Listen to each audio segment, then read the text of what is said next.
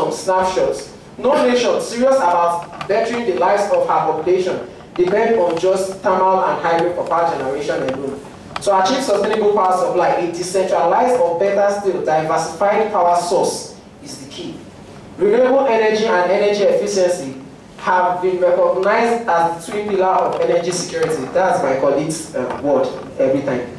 Nigeria's plans for self-sufficiency in food production may be marred by the negative effects of climate change on agriculture.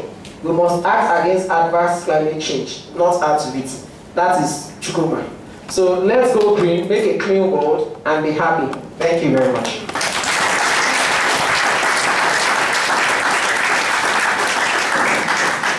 Well, ladies and gentlemen, I think most of you are already afraid and intimidated by it. For the cool land that you're about to sign, you are very close to your community.